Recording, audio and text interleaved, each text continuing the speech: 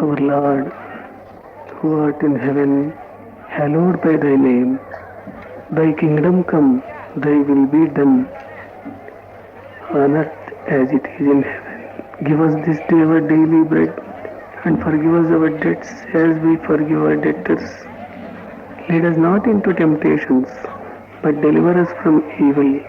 For thine is the kingdom and the power and the glory forever. Amen, Amen, Amen. ఈ గంగవరంలో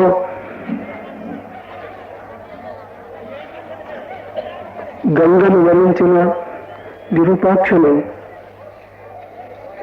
రథోత్సవ సందర్భంలో గురు కార్యక్రమాన్ని మేము పెట్టుకున్నాం. చాలా పరమ పవిత్రమైనటువంటి సందర్భం ఇది. మనమంతా గురు శిష్యులం, భక్తులం, ఆధ్యాత్మిక జిజ్ఞాస కలిగినటువంటి వారు కూడా ఈ సభలో భక్తి ఆసీనులైనారు.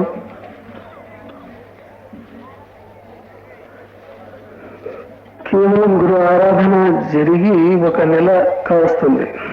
అంతలోనే మరలా కార్యక్రమం ఎలా అనేది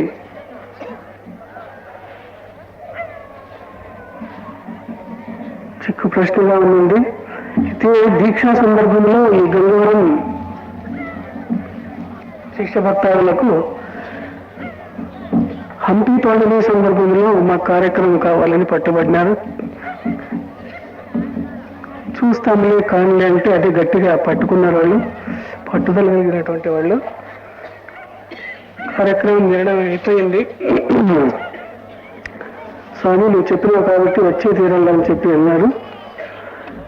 ఇప్పుడు సుమారుగా 10 గంటలు కావస్తూ ఈ పేపర్లో చాలా బుద్ధిమంతులు టైం వేయలేదు. ఊరేగింపు, వెనువంట భజన, తదనంతరం పీఠాధిపతుల వేదాంతోపన్యాసం, అనంతరం గురు పూజ. చాలా బుద్ధిమంతులే ఇది రాసినట్లే కనబడుతుంది.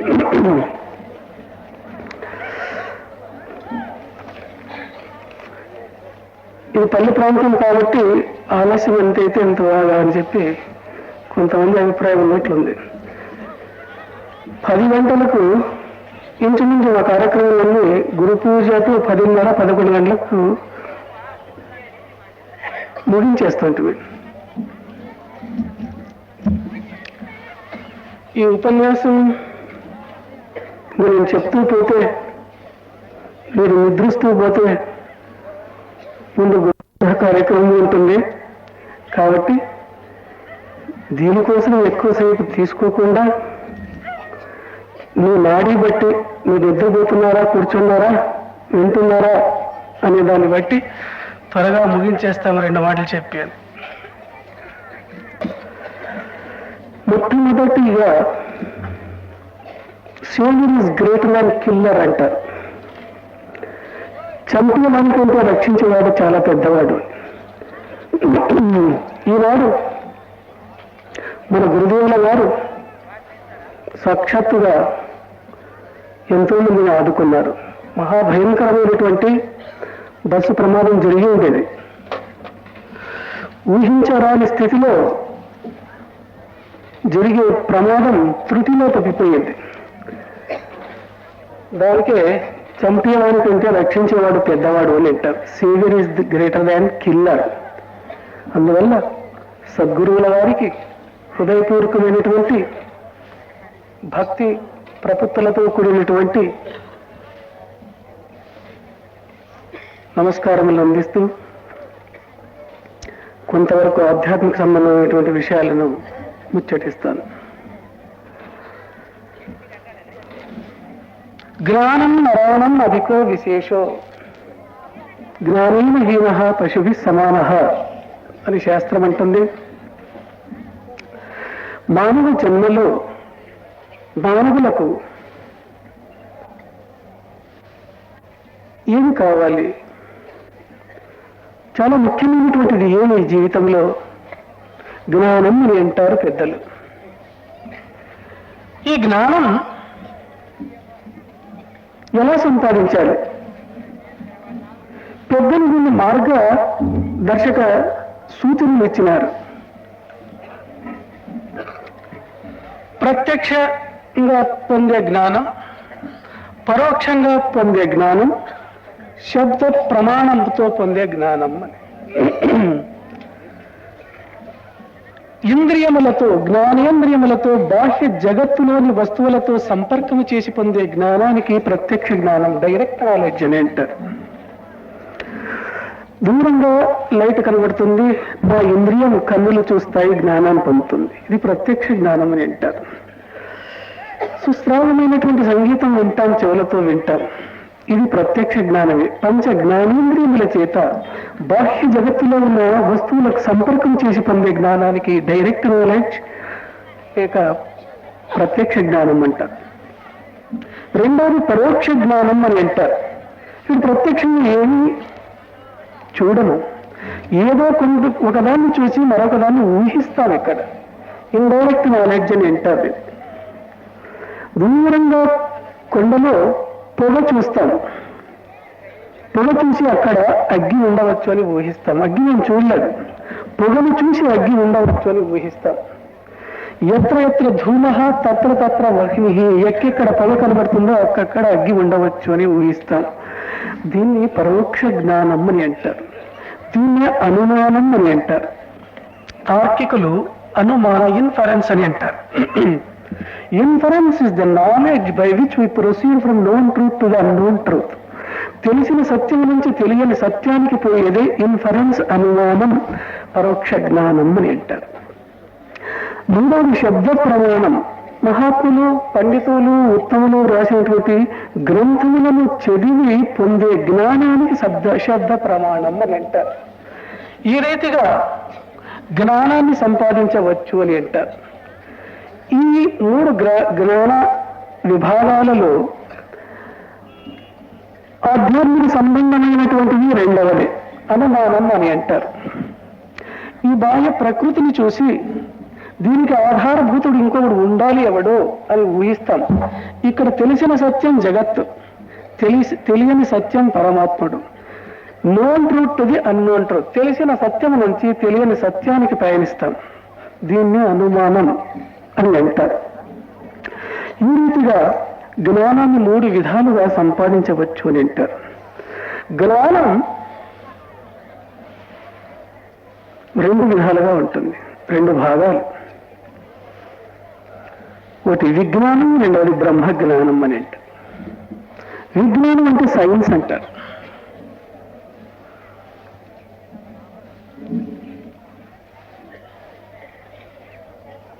విజ్ఞాని ప్రయోగశాలల్లో వైజ్ఞానిక ఉపకరణముల సహాయం చేత ప్రకృతిలోని రహస్యాలను భేదిస్తాడు. దాన్ని విజ్ఞానం అంటారు, సైన్స్ అంటారు. Science is the systematic study of knowledge dealing with some particular department of nature. దీన్ని సైన్స్ అంటారు. ప్రకృతిలో ఉన్నటువంటి ఏదైనా ఒక వస్తువుని గురించి, ఒక విషయాన్ని గురించి క్రమబద్ధమైన రీతిలో తెలిపేదే విజ్ఞానం అని అంటారు. చూడండి, ఈ ప్రపంచానికి ఎంతో మంది విజ్ఞానులు వచ్చారు, తమ జీవితాన్నంతా వెచ్చించారు. ఎందుకు? ప్రకృతిలోని రహస్యాలను భేదించేదానికి. సోమర్ ఉన్నటువంటి ప్రాణిశాస్త్రజ్ఞుడు ప్రతిదినం ఉదయం ఊరవతలు పోయి చీమల గుంపును చూస్తూ కూర్చునేవాడంట. ప్రాణిశాస్త్రజ్ఞుడు ప్రతిదినం అదే పనే. ఉదయం నుంచి సాయంకాలం వరకు ఆ చీమల గుంపునే చూసేవాడు. తర్వాత ఇంటికి వచ్చి ఎన్నో రాసుకునేవాడు. ఆ కాలంలో పొలాలకు పోతున్నటువంటి ఆడవాళ్ళు, మగవాళ్ళు ఈయన్ని చూసి పిచ్చివాడు అనుకున్నారు. ఓ గాడ్, పరమాత్ముడా, ఈయనకి పిచ్చి పట్టింది, ఈయన పిచ్చి సరిచేయి పరమాత్ముడా అని వేడుకునేవాడు. నిజంగా ఆయన పిచ్చివాడు కాదు, మహా గొప్ప ప్రాణి శాస్త్రజ్ఞుడు. ఈ రీతిగా తదేకంలో చీమల గుంపును ఎన్నేళ్ళు చూసినాడు అంటే 50 సంవత్సరాలంటే 50 years అద్భుతమైన చీమలను గురించిన శాస్త్రం రాసినాడు, పుస్తకాలు రాసినాడు ఆయన. అది విజ్ఞానం. ఒక మహానుభావుడు చెట్టు కింద రాస్తూ కూర్చున్నాడు. టప్ అని తల మీద యాపిల్ పండు పడింది. ఏమిటా అని చూసినాడు యాపిల్ పండు. తదేకంగా యాపిల్ పండు వైపు చెట్టు వైపు చూస్తూ ఉన్నాడు. ఆయన ఆలోచన అతి తీవ్రంగా సాగుతూ ఉంది. ఎందుకు ఈ పండు కింద పడాలి, ఎందుకు పైపోకూడదు? ఎవరికి వస్తుంది ఆలోచన? సామాన్యులైతే తిని చేతులు కడుక్కొని వెళ్ళిపోయేవాడు. సామాన్యుడు కాదైనా మహావిజ్ఞాని న్యూటన్. భూమిలో ఏమో శక్తి ఉండాలి, ఏమో లాగుతూ ఉంది, ఎందుకు పైన విసిరినటువంటి వస్తువులు కూడా కిందికే పడుతున్నాయి. అద్భుతమైనటువంటి గ్రావిటేషన్ ఫోర్స్ ఆఫ్ అట్రాక్షన్ ఉంది కాబట్టి వస్తువులు కిందకు పడుతున్నాయి. దానిపైన పరిశోధన సాగించాడు. ఎన్నో సంవత్సరాల తర్వాత భూమికి ఆకర్షణ శక్తి ఉంది అని తెలుసుకున్నాడు. దాని నుంచి విజ్ఞానులు ఎంతో లాభం పొందినారు. మనందరికి ఎంతో ఉపయోగమైంది. అది విజ్ఞాని అంటారు వాటిని. ఇంకొకడు వంట ఇంటిలో తల్లి వంట చేస్తూ ఉంటే ఆమెకు సహాయం చేస్తున్నాడు. బియ్యము, దాలు, ఉప్పు, మిరపకాయల పొడి ఇస్తున్నాడు. ఆమె వంట చేస్తూ ఉంది, అన్నం ఉడుకుతా ఉంది.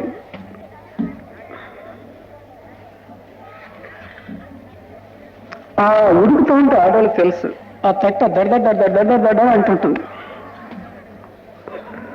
ఆ పిల్లవాడు వస్తాడు, అమ్మ ఎందుకు ఆ తట్ట డ్యాన్స్ చేస్తా ఉంది అని.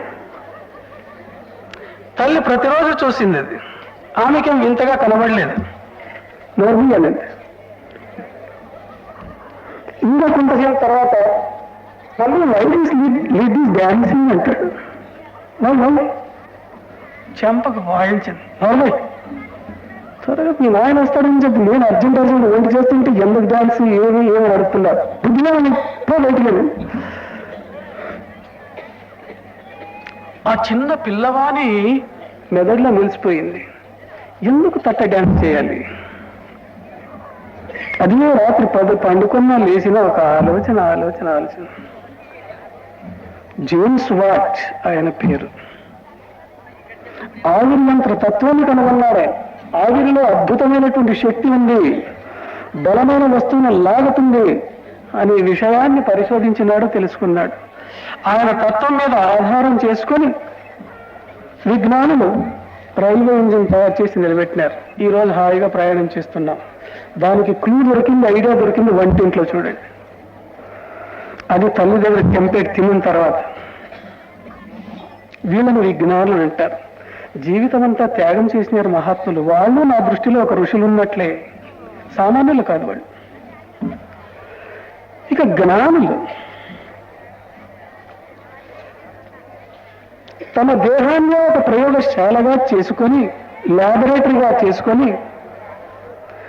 ఇంద్రియాలను నిగ్రహించి ఈ జగత్తుకు ఆధారభూతుడైనటువంటి పరమాత్మను కనుగొన్నటువంటి మహా ఉత్తములు, మహానుభావులు. వాళ్ళని బ్రహ్మజ్ఞానులు, బ్రహ్మతత్వాన్ని తెలుసుకున్నటువంటి వాళ్ళు కాబట్టి బ్రహ్మజ్ఞానులు అంటారు. అందువల్ల వేదాంతులు ఏమంటారంటే, వేరే విద్యలన్నీ ఏదో ఒకరోజు నశించిపోయేవే, అయితే బ్రహ్మ విద్య నశించేది కాదు. దాని గురించి ఆలోచన చేయండి. అన్య విద్యా పరిజ్ఞానం అవశ్యం నశ్వరం భవేత్. బ్రహ్మ విద్యా పరిజ్ఞానం బ్రహ్మ ప్రాప్తికరం స్థిరం. స్థిరమైన శాశ్వతమైనటువంటి స్థానాన్ని చేకూరుస్తుంది బ్రహ్మజ్ఞానం. అటువంటి జ్ఞానాన్ని పొందేదానికి ప్రయత్నం చేయండి. ఆ జ్ఞానాన్ని ఇచ్చేదాని కొరకు ప్రపంచంలో అనేక మార్గాలు ఏర్పడినాయి. అనేక మంది మహాత్ములు వచ్చినారు. వాళ్ళు పోయిన తర్వాత అదే ఒక ధర్మంగా ఏర్పడిపోయింది. హిందూ ధర్మమని, క్రిస్టియన్ ధర్మమని, ఇస్లాం ధర్మమని, బౌద్ధ ధర్మమని, జైన ధర్మమని, ఈ రీతిగా అనేక ధర్మాలు. వాళ్ళ ఉద్దేశం ఏమి అంటే బ్రహ్మ జ్ఞానాన్ని తెలిపేది, జీవితం యొక్క లక్ష్యం చేర్చేదానికి అనువైన మార్గాలు చూపించినారు వాళ్ళు. ఇంకా ఈ కాలంలో ఇంకా తెగలు ఉపతెగలు స్టార్ట్ అయినాయి. బ్రహ్మకుమారి అని వాళ్ళొక సంప్రదాయం చేసుకుంటూ వచ్చినారు. గురు సంప్రదాయం ఒకటి, సహజ మార్గం అని, శాసనపూర్వలో ఒక సహజ మార్గం అని, ఇంకా అనేక మార్గాలు మాస్టర్ సివివి అని చేస్తారు. వీళ్ళ ఉద్దేశం ఏమి? ఇది చేయడం సరికాదా?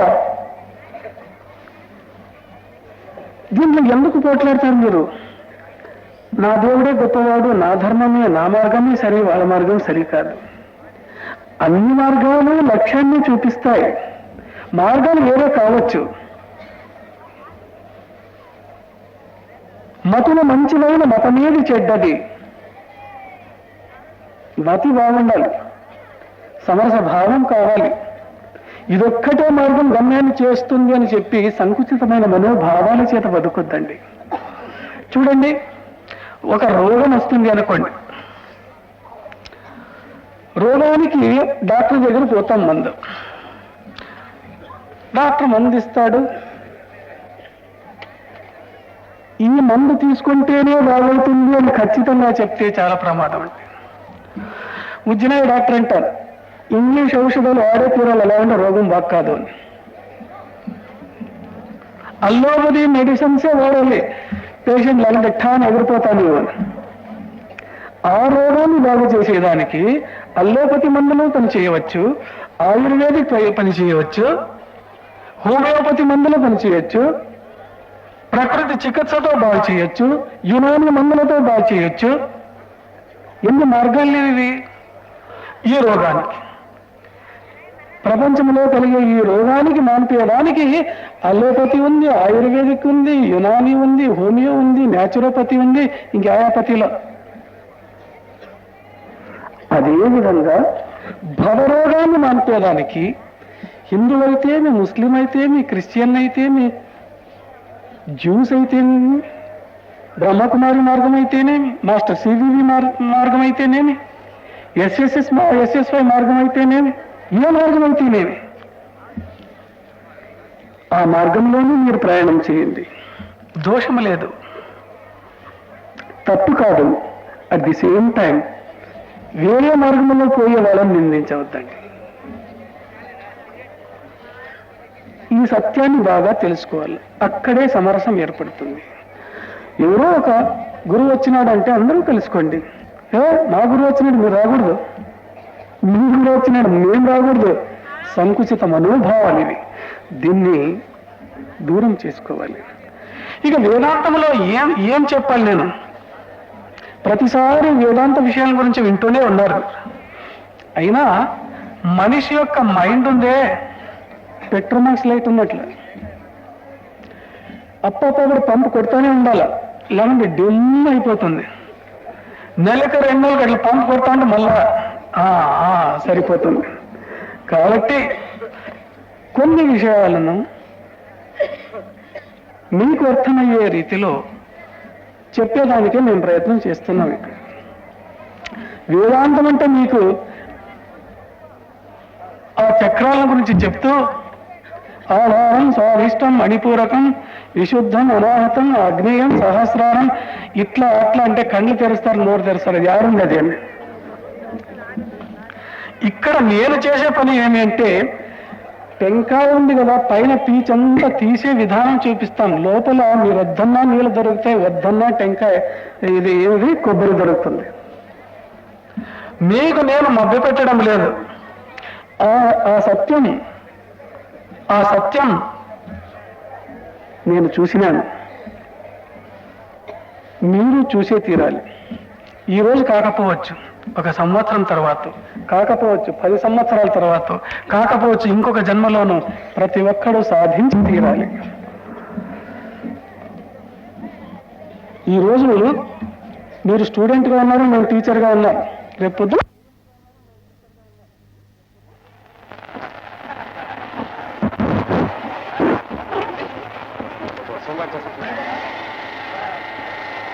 కరెంటు లేకపోతే ఈ ఉన్న వస్తువులంతా నిష్ప్రయోజనం అయిపోతాయి. అదే రీతిగా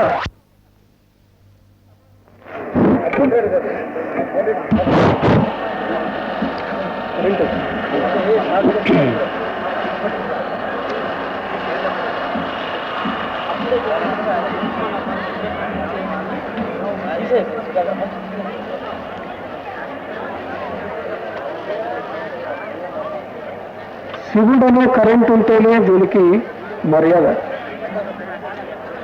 ಆ ಶಿವುಡು ಶಿವ ಇಲ್ಲದಿದ್ದರೆ ಈ ದೇಹ ಶವ ಆಗುತ್ತೆ ಅಂತ. ఇన్ని సామాన్లు ఉన్నాయి, ఇన్ని బల్బులు ఉన్నాయి, ఎంత లైట్ ఉంది, ఇదేముంది. కరెంటు లేకపోతే దీనికి విలువే లేదు. అదే రీతిగా దేహం కూడా అంతే. లోపల శివుడు ఉన్నాడు కాబట్టి దీనికి విలువ. ఈ శివుడు లేకపోతే నువ్వు శవం అంటారు. దీన్ని తీసుకుపోయి గుంతలో పాతేస్తారు. ఈ రీతిగా బ్రహ్మజ్ఞానం స్థిరమైనటువంటిది, శాశ్వతమైనటువంటిది బ్రహ్మజ్ఞానం. ఇక ఈ జీవితంలో శాశ్వతమైనటువంటిది ఏది? కూడబెట్టిన సొమ్ము, కష్టపడి కట్టుకున్నటువంటి గృహాలు, ఇష్టపడి చేసుకున్నటువంటి భార్య, ఇష్టపడి పెంచుకున్నటువంటి సంతానం, ఇవి శాశ్వతమా? ఇవన్నీ కాలగర్భంలో కలిసిపోతున్నాయి. ఇవంతా అశాశ్వతమే. అనిత్యాన్ని శరీరాన్ని, శరీరం అనిత్యం అంటారు. ఈ వైభవాలు అశాశ్వతమే. ఈరోజు ధనవంతులైనటువంటి వాడు రేపు కడు బీదవాడు కావచ్చు. ఈరోజు తిండికి గతి లేనటువంటి వాడు లక్షాధికారి కావచ్చు. కాలచక్రం మారుతూ పోతుంది. కాలచక్రం మారిందంటే, కథ అడ్డంగా తిరిగిందంటే రాజే పేదవుతాడు, పేదే రాజైపోతాడు. ఇంత అశాశ్వతమైన జీవితంలో మనము జీవనం నడుపుతున్నాం. చూడండి, ప్రతి ఒక్కడు ఈ ప్రపంచాన్ని విడిచిపోయే సందర్భంలో ఒక పిడికెడు మన్ను వెంట తీసుకునే పోయేదే ఒక నియమం అంటే, ఈ పాటికి ఈ భూమి మీద మట్టికి కూడా కరువయ్యేది. మట్టి కూడా దొరుకుతుండలేదు. అందుకే ఆ పరంధాముడు, పరమాత్ముడు ఉత్త చేతులతో తీసుకువస్తున్నాడు, ఉత్త చేతులతో లాక్కుపోతున్నాడు. ఈ పరిమితమైన జీవితంలో మానవుడు ఎందుకు ఆనందించడం లేదు? ఎందుకు సుఖించడం లేదు?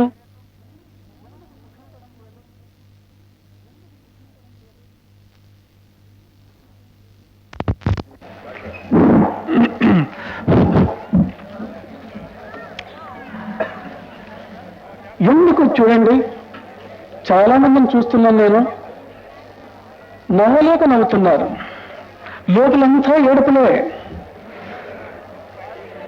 అవకాశం దొరకాలి స్వామివారు పోయేదానికి, మా ఏడుపులు ఏడుస్తామని అన్నారు. ఈ కార్యకర్తలంతా కట్టెలు, పగ్గాలు తీసుకుని అడ్డం పెడుతున్నారు. లేకపోతే స్వామి దగ్గర మా ఏడుపులన్నీ ఏడుపు. అది చాలా బీదవాళ్ళకి మాత్రమే ఏడుపులు, కోటాధీశ్వరులకు కూడా ఏడుపుంది. బీదవాళ్ళకి ఎంత ఏడుపుందో దానికి 100 1000 ఏడుపులు ఉన్నాయి. వాళ్ళ ఇంట్లో టీవీలున్నాయి, ఫ్రిడ్జ్లున్నాయి, ఎయిర్ కండిషన్ రూములున్నాయి, మంచి మంచి నగలున్నాయి, మంచి మంచి చీరలున్నాయి, మంచి మంచి పౌడర్లున్నాయి, మంచి మంచి సోపులున్నాయి. అయితే ఏది కావాలనో అదే లేదు. పీస్ ఆఫ్ మైండ్ లేదు. ఆ మైండ్ ఏమైతుందంటే పీసెస్ అయిపోయింది. PIECES, పీసెస్ అయిపోయింది. జీవితం స్ట్రెస్ అండ్ స్ట్రెయిన్. ఈ రీతిగా జీవనం సాగిస్తున్నాడు మానవుడు. ఎందుకు ఈ బాధ? దీనికి 2 కారణాలు అంటారు. ఉన్నదానితో తృప్తి చెందకపోవడం ఒకటి, లేని దాని కోసం అర్రులు చాచటం. ఇవి 2 వల్ల మానవుడు దుఃఖాన్ని అనుభవిస్తున్నాడు. ఎంత ఉందో అంత దానితో తృప్తి చెందడం లేదు మానవుడు. ఇంకా కావాలి, ఇంకా కావాలి, ఇంకా కావాలంటే ఎందుకు? కోరికలు ప్రబలమైపోతున్నాయి. కోరికలను అదుపులో తెచ్చుకోవాలి. కోరికలు అదుపులో ఉంటే, కోరికలు తక్కువ ఉన్నటువంటి వాడే నిజమైనటువంటి ధనవంతుడు. ఆశను పెంచుకున్నటువంటి వాడు ఇక్కడ బీదవాడు. ధన సంపాదన జీవిత లక్ష్యం కాదండి. ధనముతోనే సర్వము మనం సాధిస్తాము, పొందుతాము అనేది భ్రాంతి. ధనం, money comes and goes, but morality comes and grows అని అంటాడు. డబ్బు రావచ్చు, పోవచ్చు, మొరాలిటీ, నీతి కావాలి. అది ఒక్కసారి నీలో వచ్చిందంటే అది పెరుగుతూ పోతుంది, పెరుగుతూ పోతుంది. ధనం సుఖమిస్తుందా? ధనం ఔషధం ఇవ్వచ్చు, ఆరోగ్యం ఇవ్వదు. ఇస్తుందే? ధనం సుఖం ఇవ్వచ్చు, శాంతిని ఇవ్వదు. ధనంతో సర్వము పొందుతామనేది భ్రాంతి. అందువల్ల ఈ లౌకికమైనటువంటి విషయాల పట్ల ఆసక్తిని తక్కువ చేసుకొని పారమార్థికమైనటువంటి విషయాల గురించి చింతించాలి. ఒక కుక్క ఎండినటువంటి ఎముకను నోటిలో పెట్టుకుని దాన్ని నములుతూ పోతుంది. ఎండిపోయినటువంటి ఎముకలు, ఆ ఎముక తన పంటికి చేరుతుంది. ఆ పంట నుంచి రక్తం వస్తుంది. ఆ రక్తాన్ని తిని కుక్క సంతోషపడుతుంది. ఆ ఎముకలో నుంచి వస్తా ఉంది రక్తం అనుకుంటుంది. అది క్రిమి సముదాయ సంకులము కేవల నింద్యము పూతి గంధ ఏయమును నిరామిషంబును ఖరాంగ భవంబగు నెమ్ము కుక్క తానమలుచు చెంతనున్న సురనాథుని గనుగుని సిగ్గు చెందదు అల్పమని నిజ స్వభావము తలంపదు నీచపు ప్రాణి ఎయ్యడన్.